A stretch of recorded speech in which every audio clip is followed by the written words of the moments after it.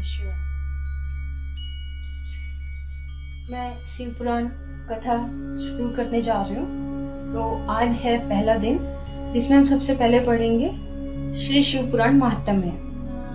ओम नमः शिवाय। श्री शिव पुराण महात्म्य में सौनिक आदि ऋषियों ने सूत जी से एक बार शिव पुराण सुनाने का आग्रह किया। सूत जी ने ऋषियों से कहा, आप सब धन्य हैं जो आपके हृदय में शिव जी की कथा सुनने की इच्छा जागृत हुई। इस शास्त्र का वर्णन भगवान शिव ने अपने श्री मुख से श्री सनत कुमार से किया था, इसलिए इसे शिव पुराण भी कहते हैं। इसके पठन, मनन और श्रवण से कलयुगी मनुष्यों का मन शुद्ध हो जाता है तथा शिव पद की प्राप्ति हो जाती है। जो फल दान एवं यज्ञों के करने से प्राप्त होता है, वही फल शिव पुराण के श्रोताओं को प्राप्त हो जाता है। इस ग्रंथ की 7 संहिताएं हैं जो इस प्रकार है: 1 विदेश्वर, 2 रुद्र, 3 शतरुद्री, 4 कोटि रुद्री, 5 उमा संहिता, 6 कैलाश संहिता, 7 वायु संहिता। आत्मवेत्ता मनुष्य को इस पुराण का हमेशा अध्ययन करना चाहिए। पापी देवराज की मुक्ति कथा। सूत जी बोले, हे ऋषियों, जो व्यक्ति दुराचारी, पापी, विलासी एवं दुष्ट होते हैं, वे भी देवराज की मुक्ति कथा के द्वारा पवित्र हो जाते हैं। लालची, मिथ्याभासी, माता पिता को दुख देने वाले दंभी, पाखंडी, कुरात्मा, द्वेषी, पतित, हिंसक और निर्दयी पुरुष भी कलयुग में इसके द्वारा पवित्र हो जाएंगे। इस प्रसंग में मैं आपको एक प्राचीन इतिहास सुनाता हूँ जिसके सुनने से सभी पापों का नाश हो जाता है। किरात नगर में एक ब्राह्मण रहता था जो बहुत दुराचारी और दरिद्री था। वह धर्म और वेदों से विमुख था। वह इतना गिरा हुआ था कि वह स्नान तक नहीं करता था। उसने अधर्म से बहुत सा धन एकत्र कर लिया था। वह एक बार एक तालाब पर नहाने के लिए गया। उसी समय वहाँ एक वैश्या भी आई जिसका नाम शोभावती था। वह उस वैश्या को देखकर उसकी ओर आकर्षित हुआ। वह वैश्या भी उसे देखकर परम प्रसन्न हुई। वे दोनों चिरकाल तक विहार करते रहे। ब्राह्मण के माता पिता ने बार बार उसे समझाया, परंतु उसने अपने माता पिता की बातों पर ध्यान नहीं दिया। उस अधम ब्राह्मण ने एक दिन ईर्ष्यावश रात्रि ने अपने माता पिता व पत्नी का वध कर दिया। उनकी समस्त संपत्ति वैश्य को दे दी। दैव योग से एक दिन वह प्रतिष्ठापुर में आया। उसने वहाँ एक शिव मंदिर देखा जिसमें अनेक साधु महात्मा एकत्र थे। वह ब्राह्मण अचानक वहाँ बीमार हो गया। बीमारी की अवस्था में उसने एक ब्राह्मण के मुख से शिव जी की परम पवित्र कथा सुनी। देवराज नामक वह ब्राह्मण 1 मास के बाद मर गया।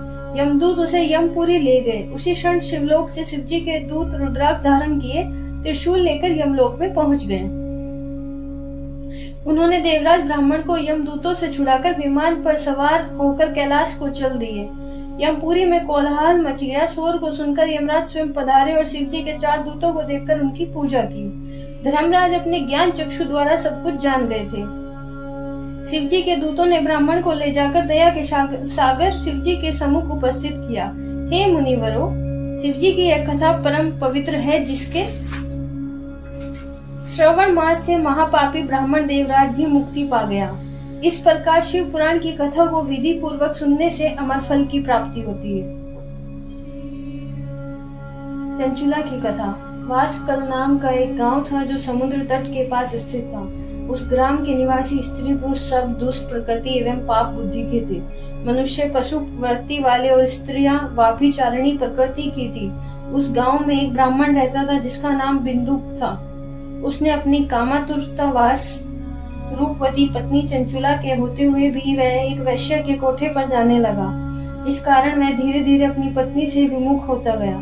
कुछ समय तक तो चंचुला अपने काम के वेग को सहन करती रही, परंतु दीर्घ समय तक वह अपनी इंद्रियों पर नियंत्रण नहीं रख सकी।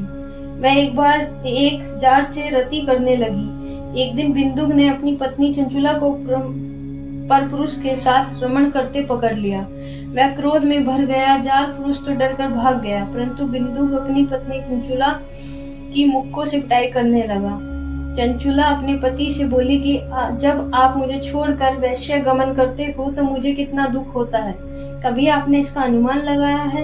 मैं अपनी काम वासना को दीर्घकाल तक किस प्रकार दबाए रख सकती हूँ? पत्नी की बात सुनकर दुर्बुद्धि बिंदुक ने कहा, प्रिय, तुम ठीक कहती हो। तुम निर्भय होकर जार पुरुषों के साथ विहार कर सकती हो, परंतु उसके बदले में उनसे धन कमाओ। उस धन से हम दोनों का बहुत भला होगा। चंचुला ने पति की आज्ञा को मान लिया और पति पत्नी दोनों को कर्म के मार्ग पर चलने लगे। समय आने पर चंचुला के पति बिंदु की मृत्यु हो गई। वह नरक लोक में अनेक दुख भोगकर पिशाच योनि में पैदा हुआ। अचानक इसके बाद चंचुला भ्रमण करती हुई गोकर्ण क्षेत्र में पहुंची।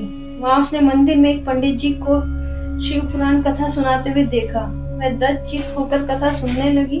उसने कथा में जार पुरुषों में आसक्त स्त्रियों के दुष्परिणाम, नरक भोग की व्यथाजनक बात सुनी तो वह कांपने लगी। कथा के समाप्त हो जाने पर सब लोगों के चले जाने के पश्चात चंचुला कथावाचक ब्राह्मण के चरणों में सिर रखकर बिलखने लगी। ब्राह्मण द्वारा पूछने पर उसने अपनी सारी कथा सुना डाली और पश्चाताप करते हुए अपने उद्धार का उपाय पूछने लगी। ब्राह्मण ने कहा, जिस शिव पुराण की कथा को सुनकर तुम्हारे हृदय में विवेक पैदा हुआ, उसी पुराण को प्रतिदिन सुनने से तुम्हारा उद्धार हो सकता है। जिस तरह निर्मल दर्पण में सही प्रतिबिंब दिखाई देता है, उसी तरह शिव पुराण के सुनने से चित्त में अंबिका सहित भगवान शिव का साक्षात्कार हो जाता है। शिव जी की कथा सुनने और मनन करने से चित्त की शुद्धि तथा गणेश एवं कार्तिकेय सहित शिव जी की भक्ति प्राप्त होती है। शिव जी का भक्त उनकी कृपा से देव दुर्लभ मुक्ति प्राप्त कर लेता है। इसलिए हे चंचुला, तुम्हारे कल्याण का एकमात्र उपाय शिव पुराण का श्रवण करना ही है। ब्राह्मण की बात सुनकर चंचुला उनसे ही शिव कथा को सुनाने का अनुरोध करने लगी। ब्राह्मण ने उसकी प्रार्थना को स्वीकार कर लिया। चंचुला ने पंडित द्वारा बताई विधि से स्नान किया। जटा वल्कल वस्त्र धारण करके शरीर पर भस्म लगाकर रुद्राक्ष की माला धारण करके एवं जितेंद्रिया होकर शिव पुराण को सुनने लगी। इस प्रकार शिव जी के ध्यान मगन में रहकर चंचुला ने समय आने पर शरीर को त्याग दिया और शिवलोक में पहुंचकर उमा सहित भगवान शंकर के साक्षात दर्शन किए। उसकी श्रद्धा भक्ति को देखकर पार्वती ने उसे सदैव के लिए अपना सामीप्य प्रदान किया। सोनक जी ने सूत जी से प्रार्थना की कि चंचुला का आगे का वृत्तांत बताने की कृपा करें। सूत जी ने कहा, हे मुनि श्रेष्ठ, चंचुला ने अपनी निश्चल भक्ति द्वारा भगवती पार्वती का सानिध्य प्राप्त कर लिया। एक दिन चंचुला ने भगवती पार्वती से अपने पति के संबंध में जिज्ञासा प्रकट की तो भगवती पार्वती ने उसे बताया कि बिंदु नरक की अनेक यातनाएं भोगने के बाद इस समय पिशाच योनि में कष्ट पर जीवन व्यतीत कर रहा है। यह सुनकर चंचुला उद्गिन हो उठी। वह भगवती पार्वती से अनुनय विनय करके उनसे अपने पति के उद्धार की याचना करने लगी। इस पर भगवती पार्वती ने तुम्ब्रु गंधर्व को बुलाकर उसे विंध्याचल पर्वत पर जाकर वहां पिशाच योनि में पड़े बिंदु को शिव पुराण सुनाकर इससे उसका उद्धार करने का आदेश दिया। माता पार्वती की आज्ञा को शिरोधार्य पर तुम्ब्रु विंध्याचल पहुंचा और बिंदु को बलपूर्वक बिठाकर शिव पुराण सुनाने लगा। शिव कथा को सुनने के लिए वहां पर देवता भी एकत्र हो गए। तुम्ब्रु से शिव कथा सुनकर बिंदुक निष्पाप होकर पिशाच योनि से मुक्त हो गया। बिंदुक अब प्रतिदिन शिव जी का गुणगान करने लगा। भगवान शंकर ने उसकी अचल भक्ति देखकर उसे अपना गण बना लिया।